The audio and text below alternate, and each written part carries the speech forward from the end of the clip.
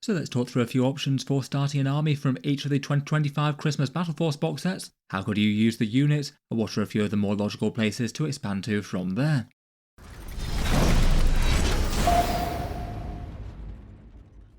Hello and welcome back to Warspets Tactics, where today we're talking Christmas Battleforce box sets and starting 40k armies from them, going through each of them with some ideas.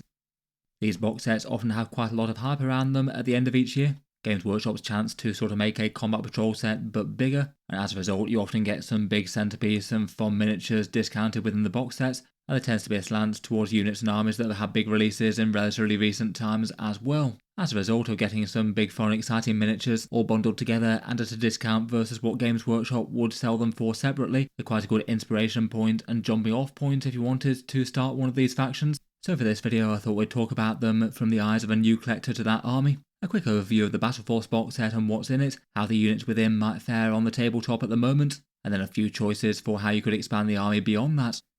I'll be posting out a good chunk of these for the November Battleforce giveaway, either the Christmas Battleforce box sets or Crux Terminatus, so that'll be one way for 10 people to get their hands on these ones. If you're interested in that, then I'll talk through the giveaway at the end of the video. And if you were looking to pick them up when they go live, check out the discount affiliate retailers in the video description. They save a bit versus Games Workshop, and any purchases through them help to support Warspets Tactics as well. They'll have a feeling that there might be some better supply of some of these box sets than others. In any case, a big thank you to those using them.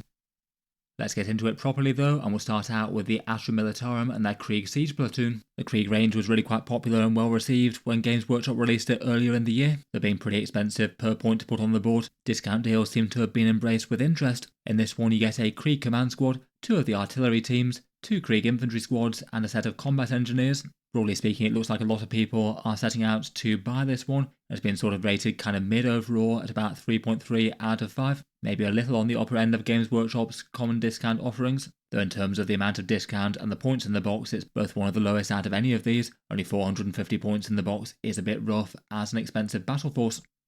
Units wise, if you want to collect Death Corps of Krieg, it's got a good selection of their small range. Beyond these kits, there's just the heavy weapon teams, Lord Marshal Dreyer and the Death Riders. For gameplay at the moment, I feel like they're all just a bit mid for the guard, though none of them unusable. Probably the standard infantry might be some of the most useful, quite hardy infantry to fight for the midboard. Nice to be able to regenerate models within the squad, and depleted units can also get damage buffs as well, which can make for some surprisingly punchy special weapons. I'd be quite tempted to go Plasma and Meltagun within those as you're assembling them. For the artillery teams, they're some of the better indirect damage dealers for the guard, perhaps along with the field ordnance batteries. Currently their weapon options are really quite imbalanced. The siege cannon is just quite a bit better than the rest. They're at least fairly easy to set up though, so you can swap out one for the other, and I would absolutely do that when assembling. Otherwise the combat engineers work alright as a scrappy sort of cheap scouting style unit, maybe as an alternative to some Kaschan jungle fighters, and the Krieg command squad can combine with another unit to broadcast some orders very far. Though in competitive games I do see more use of the Cadian one.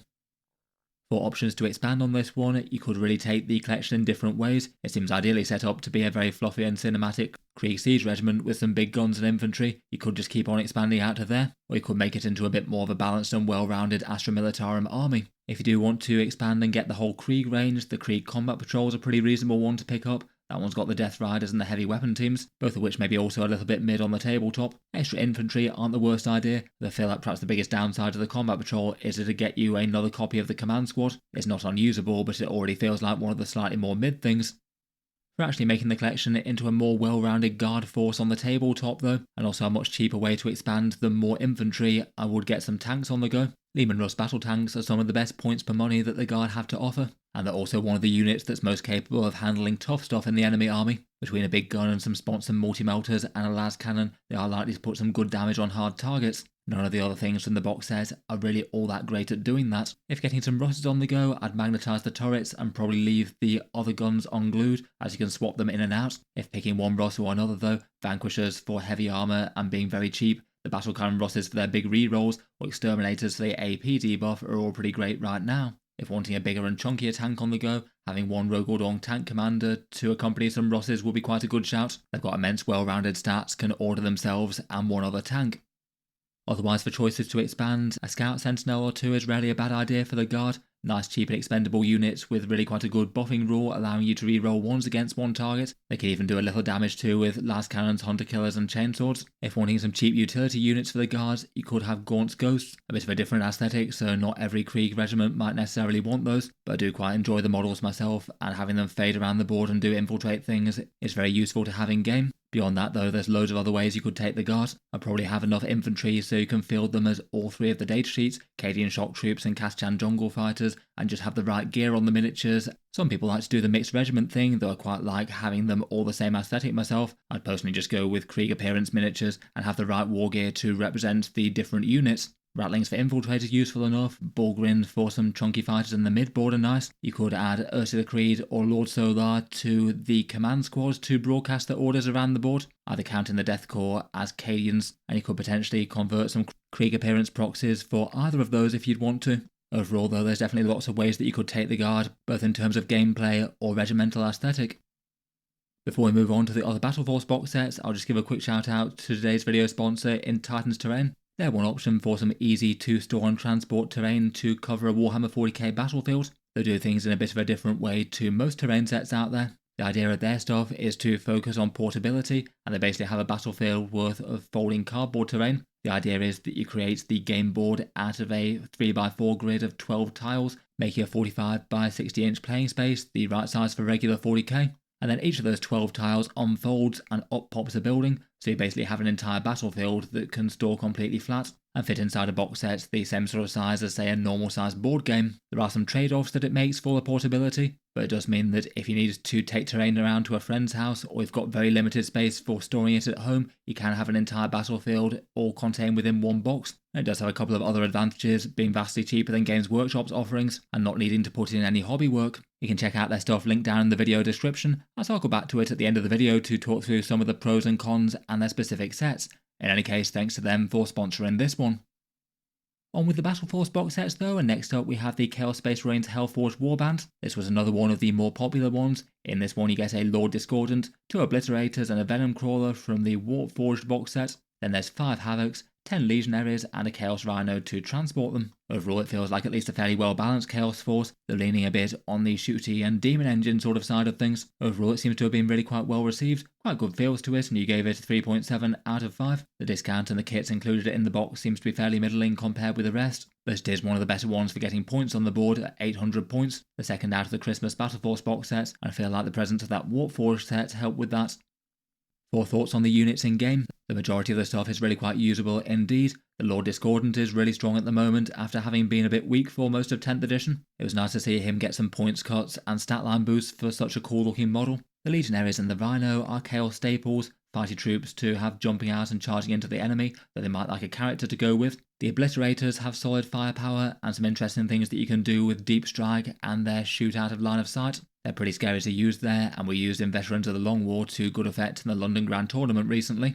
Maybe for sheer datasheet power levels, the Venom Crawler and the Havocs might be a little behind the rest. The Havocs have some fairly good firepower, though are kind of fragile and easy to take down for the opponent, at least compared with Chaos Marine gun tanks. Venom Crawlers are alright and can brutalise some enemy infantry, though they do tend to be better in Vashtor's Soulforged Warpack compared with elsewhere. I do quite like the model though, it's quite good fun.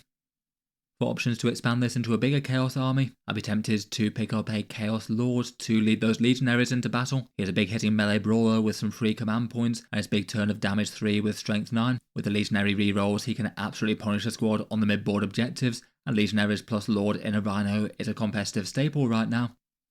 For further discount box sets, I feel like this is one of the boxes that you could justify getting 2 copies of if you wanted. Pretty well everything in the box is something that you could easily justify running in multiples. You're perhaps going a bit heavy on the Venom Crawlers and the Havocs compared with optimal tournament lists, but if you really like the vibe of the miniatures within the box set, doubling down could be an option. But bear in mind it's a lot of money and there's plenty of other interesting kits out there in the Chaos range that you might prefer to add instead. The other Chaos discount box set is their Combat Patrol box. I feel like this one again is a pretty reasonable expansion to get on top of the Battleforce box set. It would be really quite nice to get some cultists in there, nice to have some cheap units to sticky objectives and do grunt work that's beneath the regular Chaos Space Marines. The Possessed I think are quite fun models, a strong pressure unit in game to rush up the board and brutalise the enemy, and never really the worst to get some more Legionaries too. For assembly options they're quite good with the chainswords currently. The Master of Possession maybe isn't quite so strong in the box set, though he does have a particularly cool model, so I'd let him off personally. Expansion choices might also depend a bit on the sort of aesthetic of the Chaos Army that you're going for. If you're wanting to keep everything very tech heresy and focus on the demon engines and things, some legions like the Iron Warriors might have a bit less love for the sort of mutated and summoning aspect of Chaos.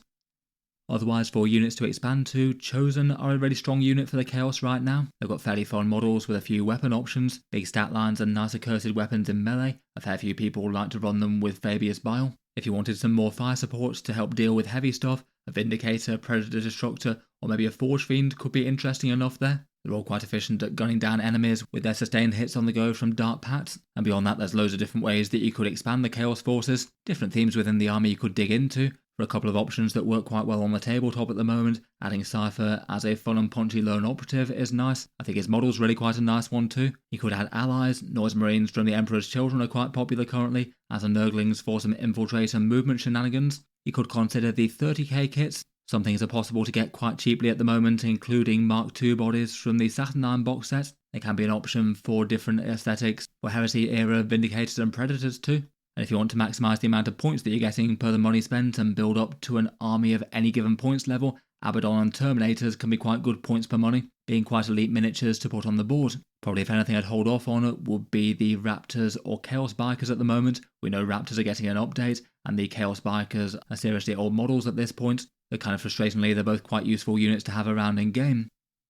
Next up for the Core Codex Space Marines, we have the Iron Halo Strike Force. This one's the most popular out of the Christmas Battleforce box sets for people wanting to actually pick it up. You voted it a 3.6 out of 5, and it has quite a good focus on some newer and more in-demand kits. There's a squad of company heroes that gets you a captain within that, a Primaris Lieutenant, the multi-build one, the multi-part plastic Stern Guard kit, 5 Hellblasters with Plasma Incinerators, and a couple of big chunky Dreadnoughts with a Redemptor and Ballistas. They also have that new Space Marine head swap sprue in this one.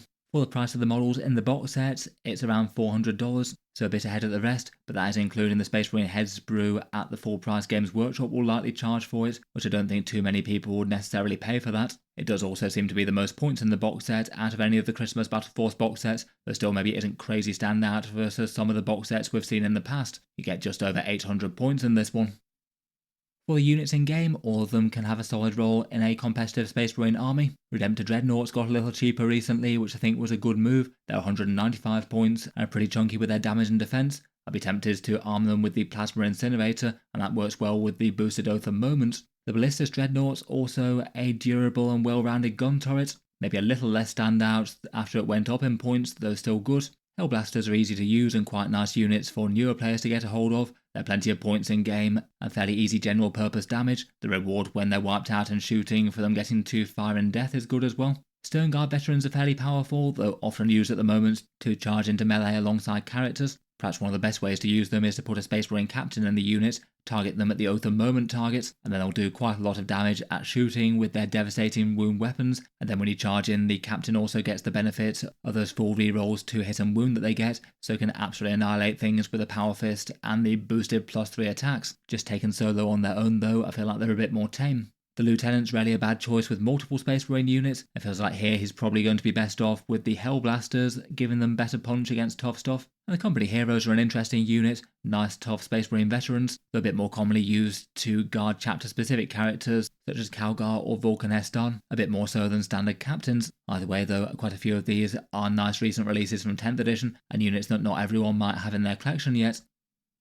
For options to expand, Space Marines like the Guard have quite a lot of options with which way you could go for them. Depending on your choice of chapter or the detachment that you might want to build up to run them in, you could build them in really quite different ways. For some more general purpose things though, I feel like a box set of Scouts is rarely ever going to be a bad choice. They've tended to be quite reliably good throughout Space Marines history. They're pretty great currently, having cheap infiltrator units and also having the Scout keyword as well can assist them getting the jump on enemy units. And it's also helpful them being so expendable for enemies getting the jump on them, but then you hitting those enemies back hard. Space Marines are fortunate enough to have a fairly vast amount of discount box sets out there. Perhaps for some standout things that you could pair quite well with this one, it actually feels like the Dark Angels Combat Patrol box set kind of matches up weirdly well. You get to expand the Hellblasters to a squad of 10, and then the Lieutenant's buff would be more effective there. You get a couple of squads of Intercessors as the base troops, very handy to at least have 5 of those around for sticky objectives, and more certainly isn't unusable. Blade Guard are pretty well received and enjoyed miniatures and effective enough in game, and while the Gravis Captain might be a bit weird with no unit to lead, that's actually a surprisingly viable way to field him if you give him the Artificer armor in Gladius Task Force. There's loads of other Space Marine box sets out there though. The 40k starter set is rather great with the Terminators and splitting it with a Tyranids player. In terms of points and miniatures for the money, it's rarely better than that from Games Workshop. The Vanguard Task Force could be an option if you want to add in some Phobos contingents, and then they've got several chapter-specific combat patrols as well, which might be more or less useful depending on exactly what units that you want to add to your army. Perhaps Imperial Fist, Raven Guard, and maybe Salamanders being a few of the more interesting ones, depending on exactly what units that you want to add to this force. Otherwise, for possibilities to expand from there, either an Impulsor or a Repulsor, I feel like with this particular collection wouldn't be the worst shout. There's quite a lot of squads of kind of fragile elite infantry that could profit from a transport to get them close to be able to get the jump on the enemy. If you're going either Salamanders or Ultramarines, either Calgar or Volcanestan could be nice with the company heroes. I guess Calgar's a bit in limbo though, given his new model. Might be better to wait to find out what Games Workshop does with that rules-wise. And for a few other choices, jump intercessors are quite nice as skirmish troops that can do secondaries and bully enemies. Some more gun tanks to handle heavy stuff wouldn't be the worst thing in the world. Maybe a Gladiator Lancer could be an interesting one. Blade Guard veterans have fun models, and you could use these shields in the kit to maybe kit bash a few more if you do have some other Space Marine bodies, perhaps from converting some assault intercessors if you wanted to. Perhaps one of the things I'd be more tempted to hold off on would be the Firstborn units though, at least until we find out what's happening with them with any sort of 11th edition refresh. Next up for the Forces of the Greater Good we have the Tau Empire, and their Farsight Cadre is the slightly small box set of battle suits. In this one you get Commander Farsight, 3 Crisis suits, a Broadside and a Riptide, with a good few attendant drones hovering alongside. It looks like the discount on this one is slightly lower than average, and the points cost very much is as well, only 480 points in this, so the same amount of points as several combat patrols out there. It perhaps more underlines that Tau are super expensive to collect at the moment, more so than anything else though, with a slightly lower discount and only getting 6 main battlesuit models in this one, several of them being more sort of medium sized than big ones. People gave this one a 2.9 out of 5. They're definitely useful and interesting models that you might want to play, but it just feels like you don't really get many of them with current Tau prices. For the units themselves, literally all of them are currently strong in game. Riptides are pretty great with a strength 10 ion accelerator, pretty durable to have on the front lines, and fall back and shoot can make them good there as well. The Crisis suits can be used in all sorts of different combos. If going with Farsight, it might be more tempting to go some Forge for some close insertion and big damage with melters. Farsight went out of fashion for a bit, though he seems to have come back in competitive lists after a cheap points cut. He's now just 85 points, which is nice. And then Broadside battlesuits are cheap but very effective firepower. I'd probably go for the heavy rail rifles with those, though if going Montcar and having lethal hits on the go, the high yield missile pods could also be tempting. Again, like the Chaos Marines, this maybe feels like a box set that you could get 2 of if you wanted to. The only model that you wouldn't want 2 of would be Commander Farsight, given that you can only field 1 of him. Your options there would either be to convert the second one into a battlesuit commander, maybe using some spare bits from the Crisis suits, or potentially resell him either locally or on eBay or something. I feel like that shouldn't be the hardest thing to do, as he's just a very popular model with really quite a cool look. Getting a second set seems at least fairly reasonable, provided you think that the saving is actually worth it for the hassle of dealing with second Farsight. Otherwise, for choices to expand, the Combat Patrol box set for Tau is a fairly good one. You get some Pathfinders, which are often included to infiltrate with a recon drone, a squad of Fire Warriors that you can build as breachers and have jumping out of the Devilfish to blast the enemy with pulse blasters in the midboard, plus a Battlesuit Commander, who's often a staple unit in a whole bunch of different detachments, given he often works best with plenty of enhancements and then putting them in Crisis Suit squads. If you got that, it would probably be worth expanding with another set of Crisis suits as well. Not unreasonable to have a fairly good number of those if you are collecting Tau into the long term, and that'll give that commander something to lead. With Crisis suits and Tau hardpoint weapons in general, I'd recommend magnetising them if you can spare the time and effort to do so, as it's nice to be able to change up loadouts and field the units as different things, either for fun factor or if rules change around. For supporting Tau units, a squad of Kroot Carnivores might not be the worst to do some grunt work. Again, they can do sticky objectives for the home field and go on to be an expendable unit after that, either screening or doing secondaries. Another very desirable unit for armies right now are the stealth suits, though unfortunately they're in limbo as well due to a kill team coming out. At the moment we've yet to see exactly what the rules for these new guys will be, but if they still keep the reroll ones to hit and wound debuff against enemies that they target, at least some of them are probably going to be in borderline auto-include status for Tau armies just because they amp up shooting so much. Otherwise it might not be the worst idea to have a bit more threat versus heavy armour, either a Hammerhead or Skyray, potentially more broadsides, and potentially more than one Riptide, all of those are going to be reasonable enough to keep up the heavy firepower. There's plenty of other good options for support things. Lots of lists use some Vespid for jumping around the board and doing secondary objectives. Piranhas are nice expendable units that are somewhat tough and can zoom up and move block the opponents, and the Ghost Kill suit is quite a good one as well, able to inflict some damage at long range in the first few turns before potentially being more aggressive later on. That can be nice if going Kauyon for your detachment in particular. Overall, lots of options for expanding for Tau, though I must admit they're really quite an expensive army to collect at the moment. Next up, for the Emperor's Children, we have the Blissbound Warband. This one's the Fulgrim box set, containing Fulgrim, 6 Flawless Blades and 6 Noise Marines, being sort of middling in terms of the value of the models included, and having an okay amount of points in the box. It's about 700 points at the moment. Despite having a new Demon Primarch in this one, people were a bit more mid on this one, giving it a 3.1 out of 5. I feel like the 2 sets of Flawless Blades don't really help it too much there, really keeping down the model count versus say if they put some Tormentors or Infractors in it. For the units at the moment, the Emperor's Children have quite a small range, so if you want to start that army, pretty well any discount deal is going to be reasonable enough. Their models were generally quite nicely received, and particularly Fulgrim and the Noise Marines out of these. The Noise Marines are currently the strongest unit in the box, nice general purpose firepower with ignores cover and taking the buffs from the Cadre of the Conceited quite well. The Flawless Blades got significantly better after Games Workshop gave them an extra attack. They went from being very niche and unplayed to making their way into some competitive armies again. Unfortunately though, Games Workshop still doesn't really seem to have got Fulgrim quite right for the big scary centerpiece for the Legion. He still just doesn't really do quite so much as what you'd hope for his big points cost. Maybe a bit liable to charge something, just about kill it, and then eat a whole load of damage on the return fire. For options to expand on the Emperor's Children, it's not exactly like they've got a huge model range, so it's basically going to be all their other unique stuff. Perhaps top priority might be some Tormentors and Infractors. The 2 troops of the army are both great in their own way. Maybe getting a couple of sets of those could be nice. Many 2,000 point armies use 2 squads of Tormentors, 1 to sticky objective the home field and 1 to infiltrate. And then a staple damage dealer are small squads of 5 Infractors alongside a Lord Exultant, charging in and absolutely wrecking things between their big rerolls and the lethal hits from the Lord. Kind of annoyingly, there's a bit of overlap with the Combat Patrol. The Combat Patrol also has 6 Flawless Blades in there, which while it's also a useful box set, does mean that you'd be going really very heavy on those compared with a more balanced approach. And while people do like these nice Lanetti mutated elites, they're maybe not the standout stars of the faction appearance-wise versus the Noise Marines, Lucius and Fulgrim, at least in my opinion. If you are sure that you're going to wind up with a very big Emperor's Children army, and you're going to go quite heavy into the faction though, having 12 Flawless Blades isn't the worst thing long term. They might be just a little bit more niche than some units currently, but that's not guaranteed to be the case in the future. As the faction's elite melee damage dealers, there's a pretty reasonable chance they wind up being one of the stronger units in the book. Overall, I could take or leave the Combat Patrol. It might be one to just eventually expand to after getting a few of the others and building up a bit more of a balance before jumping on more of them. Otherwise, I round out the HQ section by getting Lucius the Eternal and 1 Lord Cacophonist. Lucius is fairly good points for the money and has a fun and twisted miniature. I would be tempted to get some more Noise Marines with maybe a Rhino or 2 as transport. They're also at least not terrible points per the money, as well as being the best known Emperor's Children elites. And if you wanted to go beyond the Emperor's Children core kits, the Winged Demon Prince is a particularly standout unit right now, flying forward very fast and hitting the enemy with big hitting mortal wounds. I would say though that anything outside of the unique units is just a bit less chance of being a strong focal unit in the long term though. Just a bit less likely to get buffs when they're bad, compared with faction unique units like say Noise Marines or Fulgrim.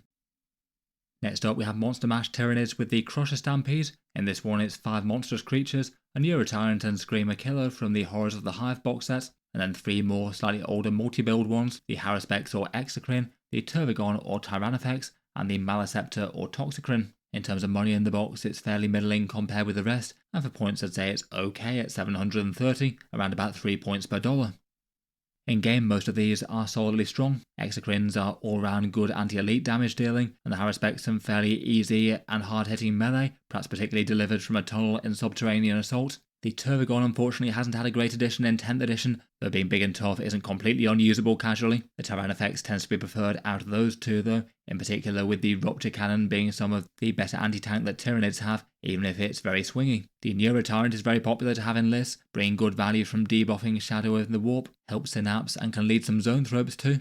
The Maleceptor is quite a nice psychic frontline bug, projects an aura of Synapse, is fairly sturdy and hard to kill with its 4+ invulnerable save, and debuffs enemies up close. And then finally the Screamer Killer feels like the only one that's really a bit behind the curve at the moment. Again, not totally unusable and has quite a fun anti-Terminator profile. It just feels that relative to the rest of the monsters it pays a bit much for what it does. Again, like several of these, if you really wanted to double down on the Nidzilla kind of theme, you could potentially get 2 of them. I think that's helped out by the stronger versions of the multi-build kits, or being pretty reasonable to run in multiples, and then you do have the 2 different builds, so you don't have to assemble them the same if you don't want to. Again, though, committing to quite so many monsters will be a big project and quite a big investment, rather than having a slightly more well-rounded army. At present, the ones that would be a bit less desirable to have 2 copies of would be the Neurotyrant and the Screamer Killer. You could potentially consider reselling those, though of course who really knows what the future might bring, and Screamer Killers might get really good at some point. If maybe going a bit more sensibly, and trying to build a more well-rounded Tyranid force on the tabletop, for making any Tyranid list stronger, one Biovore is often a pretty reasonable choice. It's been a staple throughout 10th edition for its Spore Mine spawning, giving you nice board control and being able to do some certain objectives. If you really wanted, there's one in the Assault Brood, that's the new Tyranid Combat Patrol box. It kind of depends on how much you like the feel and vibe of the other units there. I would say that the Parasite and the Hive or Tyrant Guard aren't super standout right now. Tyranids have excellent lone operatives. Any and all of Lictors, Neurolictors and Death Leaper are pretty great to put on the tabletop, perhaps particularly the standard Lictor, just 60 points for a fairly fighty lone op that can rapid ingress for free as an alternative. And if you wanted to turn that Neurotyrant from a support and nuisance unit into a big mainline threat, you could get Zone Thropes for it, where it's really quite common to pair 6 of them with the Neurotyrant right now and have some absolutely devastating psychic firepower hitting on a 2+. If you are new to Tyranids and didn't get the Leviathan box set, I really would be tempted to pick up the 40k starter set miniatures while they're still here. Even just bought outright is a relatively good deal, though if you can split with a Space Marine player, there's almost nothing else that Games Workshop sells that's quite so efficient in terms of plastic for the money. And even better if you particularly like the models.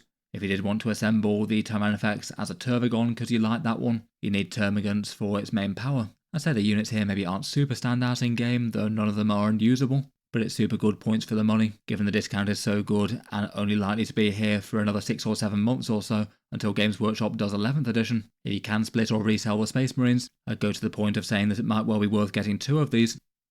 Otherwise, to lead the swarms into battle, either the Hive Tyrant or a Swarm Lord would be a reasonable choice. They've generally tended to be pretty powerful focal leader miniatures. The Hive Tyrant could command shooty Exocrines or Tyrannifexes with advance and shoot and lethal hits, and hands out free stratagems to things nearby. The Swarm Lord's just generally pretty powerful with its command point buffs and debuffs. Neither of them are particularly bad points for the money either, which doesn't hurt. Tyranids have a vast amount of other options as well. Maybe if you had to talk about one more, it might be the Raveners right now. They've got pretty fun new models from their Kill Team box set, and are fairly easy to use with their mix of utility jumping around for secondary objectives, having genuinely quite scary damage, and if you wanted to play that Subterranean Assault detachment, you'd need at least a couple of Burrower units, maybe them or the Trigon Prime.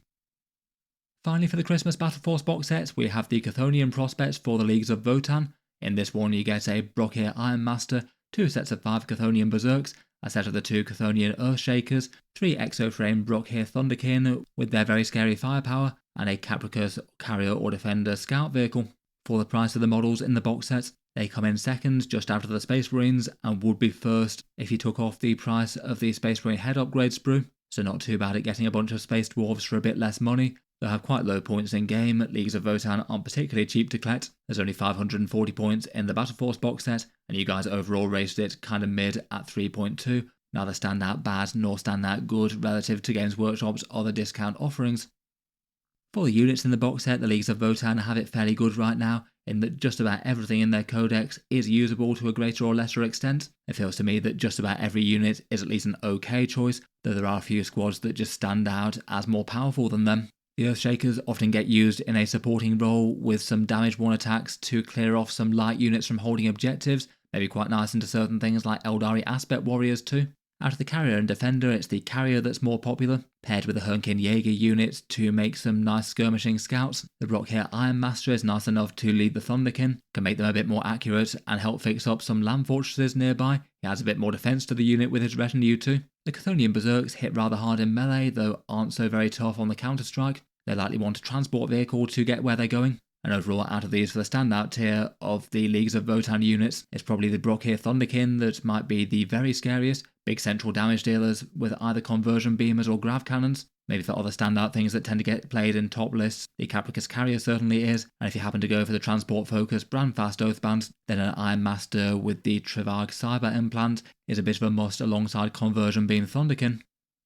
For options to expand from here, it feels like the Leagues of Votann Combat Patrol is a pretty good pairing. It's not like they have an enormous range and this gets you 3 more kits, and the only double up is the Thunderkin, which are absolutely reasonable to have a large amount of right now. The Ironhair Hearthguard are quite a strong unit. You get the Ironhair Champion for them, who's certainly not auto-included but not awful, and having the base troops is quite nice as well. Generally good to have those if you're collecting any faction. And at least one squad is very justifiable to sticky objective the home field and potentially hang out with Uthar the Destined.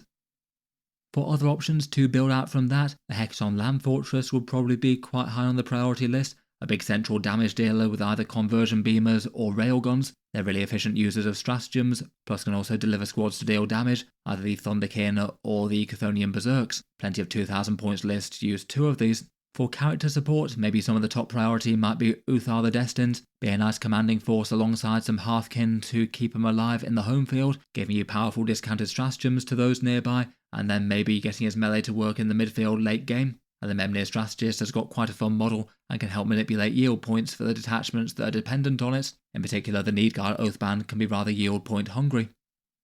As mentioned, to pair with a Capricus Carrier, I'd get a squad of Hernkin Jaegers. The idea is that you split them into 5s. 5 of them go in the transport, and then 5 of them infiltrate as a super cheap and expendable squad. And I've got some quite nice synergy, as the ones that infiltrate can basically screen out the enemy and guarantee that the transport then gets its scout move. And it basically means that you've got 2 waves of expendable chaff coming in, rather than just 1. Their reactive move thing can also annoy the enemy by jumping back in the transport as well, potentially. Otherwise, the vast majority of the Votann roster, as mentioned, is all rather playable. Hernkin Pioneers are a nice cheap skirmishing unit for trading in the early game. Both sets of Ironkin Steeljacks can be used as a central power unit, perhaps with 3 Overwatch from a Memnir from the ranged ones, or just bullying onto the midboard for the melee sort. If you do wind up with some Hearthkin Warriors from the Combat Patrol box set, a Sagittor could be tempting for that, splitting them into 2 small efficient units. Either that, or using them to transport a small squad of the Berserks from the Battleforce box sets, or potentially even doing both of those with some first turn movements and jumping squads in and out. Probably a bit more of a later purchase compared with an early one though. Overall, quite a lot of good units for the Space Dwarves. Quite nice that most of the things are playable, though they do feel like there's just a few staples that you probably want at least one of, if not more. In any case, that's about it for this one. Let me know your thoughts as to the Christmas Battleforce box sets, and if you are one of the players looking to start an army from them, down in the comments below. I look forward to hearing your thoughts and takes and what your next steps might be. As mentioned, I'll just talk about the channel giveaway briefly. This will be one way for a few people to get their hands on these. The November Auspex Tactics giveaway being for 10 channel viewers to either get a Crux Terminatus box set or their choice for any one of the Christmas Battle Forces. As per usual for the channel giveaways, there's 2 equal ways to enter, both of them links down in the video description below. Either you can support the channel on Patreon for any amount. That's the main thing that supports my creation of videos here on the channel. A big thank you to anyone helping out there. It gets you automatic entry each and every month to similar big giveaways. Otherwise, you can enter completely for free and support the channel via social media. To do that, you basically do 3 actions. Subscribe to the YouTube channel, like or follow the Facebook page linked in the video description, and then you actually enter the draw on the Google form that appears on the 1st of November. That turns up at midnight UK time and is active for 24 hours before I do the draw. The main thing that one asks you for is some sort of picture of a 40k mini or imagery, along with your name and the date handwritten within the photo, just to protect the giveaway from spammers and make sure that prizes go to real people. After those 24 hours are up, I lock the post and do the draw with a random number generator. Everyone's entered once only, no more no less, and I'll announce the winners on the 4th of November in the channel update video. Hopefully should be a good way for a few people to get their hands on those. In any case, check out the links below if you'd like to enter for that one. Otherwise, just to round up, I'll cycle back to today's video sponsor in Titan's Terrain and talk briefly about their pros, cons and specific offerings for their folding cardboard terrain system. As mentioned earlier, I feel like their stuff does some things really well, though won't be right for everyone out there. The biggest advantage of their set are that you can pack everything flat, so it's really easy to store and transport, or going in that board game size box, so easy to transport round to a friend's house, or if you don't have much space to store terrain at home. It is far cheaper than a whole board of Games Workshop terrain, and tends to run at around the same sort of cost as some of the cheapest MDF versions out there, and it doesn't need any painting or assembly, ready to go immediately, which can be a factor for people who don't have enough time or inclination to hobby up an entire board of terrain, and want to preserve the hobby time for their armies. The folding cardboard system does come with some disadvantages though. It's less sturdy and hard wearing versus plastic or MDF, given it's made of cardboard and designed to fold flat. You might need to take a bit more care of it while playing as a result, and the structures don't tend to be super weight bearing, so you might not be able to put squads in top floors of buildings. The grid layout can mean that there's a bit less flexibility than terrain sets out there as well. You can get some variety from rotating tiles that can create some firing lanes. For Warhammer 40k, it might not be the worst idea to put just a couple of extra walls or something to break up some of the worst firing lanes to make it just a bit more functional. It doesn't exactly make tournament-approved layouts if that's what you're looking for, though I've had some good anecdotes of people enjoying it for more casual games.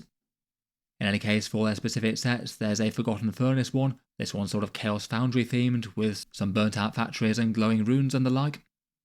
And I've got a more standard Shattered Hive one, which is a ruined city with some armoured containers and some bombed out buildings. Each of those also has a 2-tile centerpiece expansion that you can get if you want, the idea being to put 2 tiles next to each other to create one big building. There's a cathedral style thing for the city, and then an infernal spire for the Chaos Foundry. In any case, thanks to them for sponsoring this one. You can check them out, links down in the video description below. I'll leave that one there for now though. A big thank you for listening, and if you'd like to see more like this, feel free to check out Auspex Tactics. I do tend to keep the regular 40k videos coming, with new ones out just about every day. If you'd like to support the channel, Auspex Tactics does have a Patreon page as well. You can find that linked in the video description, as well as giveaway entry. There's a few other things such as names in the credits or other stuff for bigger backers, so feel free to check it out. In any case though, an absolutely enormous thank you for listening, and I'll hope to see you guys next time.